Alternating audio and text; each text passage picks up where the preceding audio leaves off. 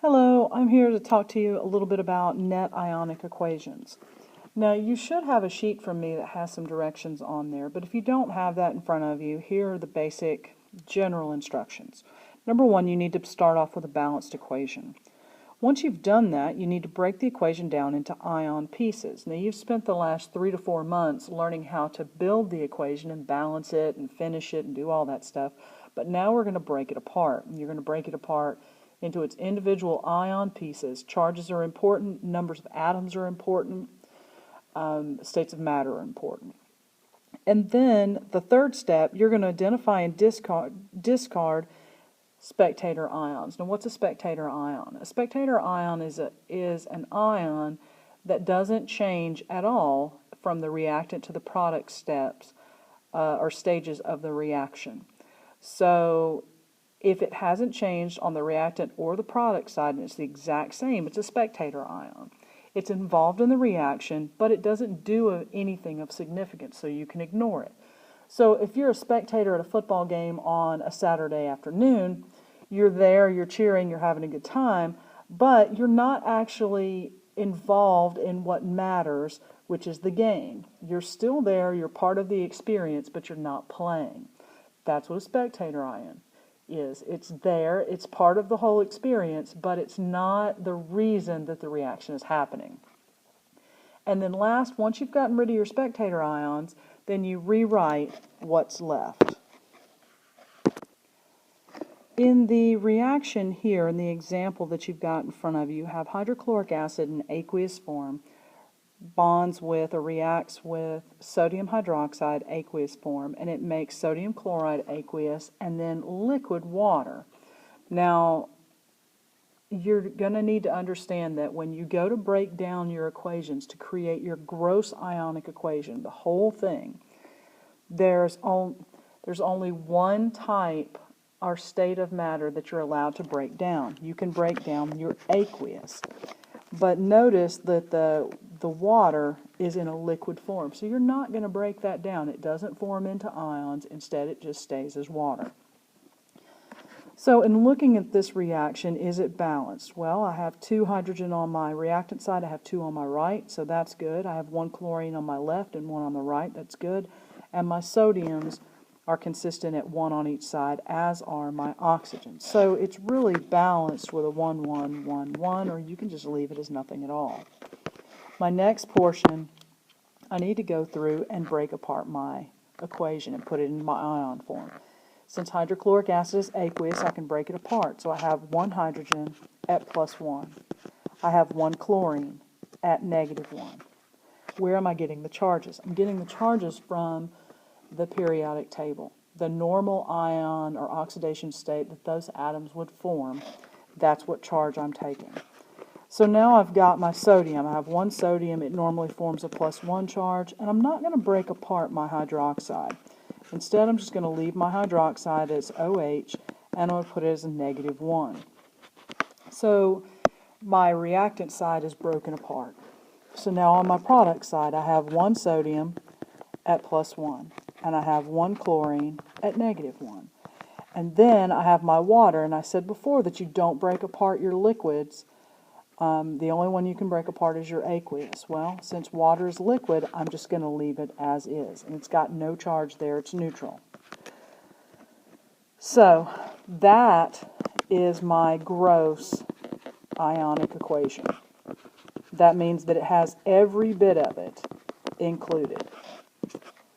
So this would be like if you're working a job, this would be your paycheck before they take out taxes. This is your gross amount. So this is your gross ionic equation. Now you have to identify your spectator ions. Your spectator ions are the things that don't change from side to side. So let's look. Hydrogen starts out as +1. Well, it doesn't show up again. So obviously that's not a spectator. Then I look at chlorine. Well, chlorine is a -1, and it shows up as chlorine -1 over on the other side. That would be a spectator ion. So I can just discard it. I can get rid of it. Sodium +1. Well, it shows up as sodium +1 on the other side as well. That's a spectator ion. And then I look at hydroxide, -1. It doesn't show up again. So that's definitely not a spectator ion. So when I'm looking at trying to identify things, my spectator ions are going to be 2. And this is a double replacement reaction, so you can expect to see 2 spectator ions. If it were a single replacement reaction, you would expect to see 1 spectator ion. But in this case, you have chlorine, -1 is a spectator ion, and sodium, +1 is your other spectator ion. The last direction was to rewrite what was left of your equation. So that's what we'll do.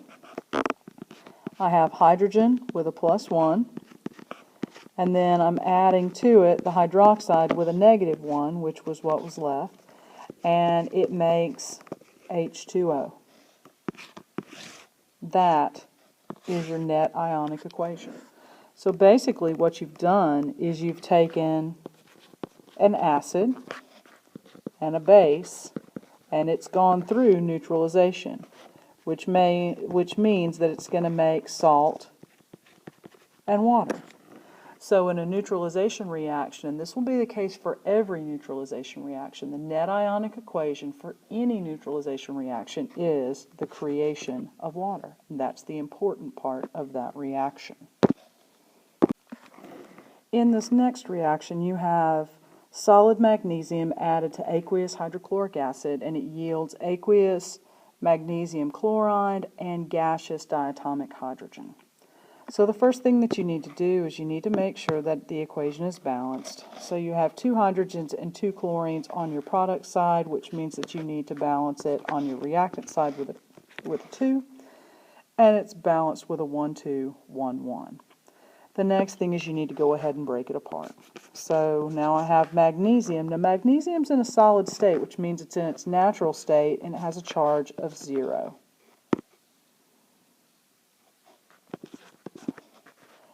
And then I have 2 hydrogens, both with a +1 charge, because now I'm in with aqueous and I can break this apart. And I have 2 chlorines with a -1 charge. So that takes care of my reactant side. On my product side, again, I have aqueous, so I can break it apart. I have 1 magnesium, and it has a +2 charge. And then I have 2 chlorines with a -1 charge. And then last but not least, because hydrogen, even though there's an H2, it's diatomic, which means it's in its natural state, and it's going to be a charge of 0. So now I've got my net ionic equation. I'm sorry, this would be my gross ionic equation, because I do have a spectator ion. If you look, magnesium goes from a 0 charge to a +2. So it changes. It's not a spectator. Then I have hydrogen, 2 hydrogen at a +1, and it changes to 2 hydrogen with no charge. But then you look at your chlorines. You have 2 chlorines with a -1, 2 chlorines with a -1. Your chlorines are your spectator ions. So my spectator ion in this equation are my 2 chlorine anions. And then again, we're finishing up with what's left. We rewrite what's left, and I have magnesium with no charge added to 2 hydrogens with a +1. And then it goes to magnesium with a +2 and 2 hydrogens with no charge. And that is my net ionic equation. I hope this has been helpful, and I guess keep an eye out. Tomorrow I will post something on redox reactions. I hope you have a good day. Thanks.